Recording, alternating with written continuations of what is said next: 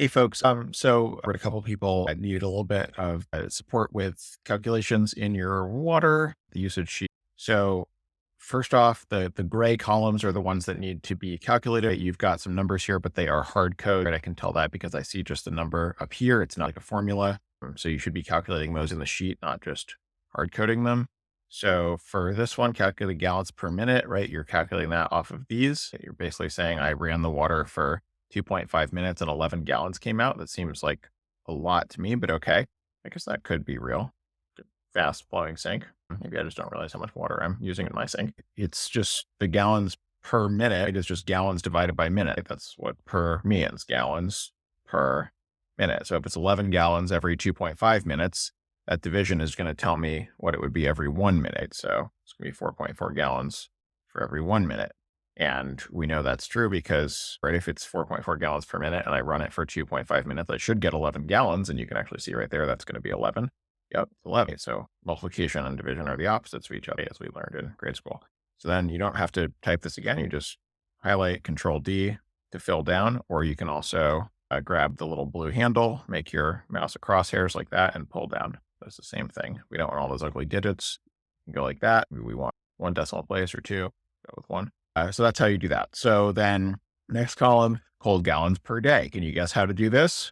Equals how many minutes you ran the cold water per day times how much comes out in a minute. So you ran 4.4 gallons a minute for 20 minutes. You ended up with 88 gallons of cold, and the same with hot. Again, just fill down, Control D, let's put that to a reasonable number of decimal places.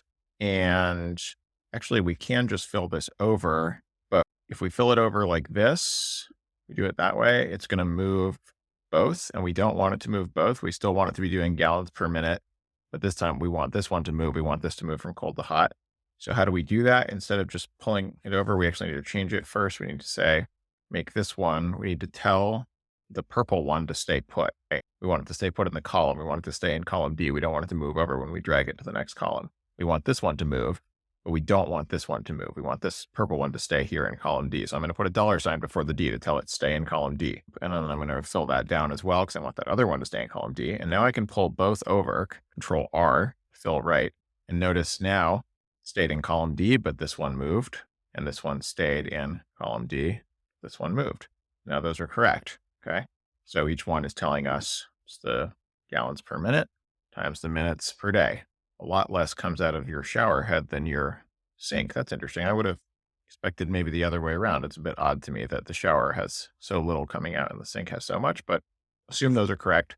And the nice thing about calculations is if you needed to change those, like maybe you decided, you realize, oh, it's the other way around, or I want to change, maybe you meant to write something else here. I could put something else, maybe only 5 gallons came out, and look, everything will adjust. See? So you only have to do this once. And then if you need to change the data, the calculations will all adjust for you. Okay. So we did those.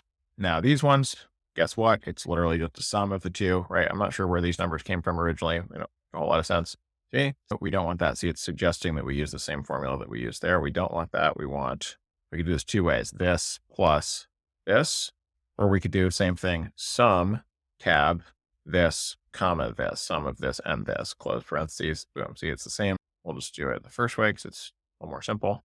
Fill it down. Yep. That should be all done. So I'm going to make you do this yourself. Please implement the changes I showed in your sheet and then view all the points. I want you to know how to do this yourself because these are very useful skills in life. Everything from doing your budget to getting a high paid job. Spreadsheets are a key skill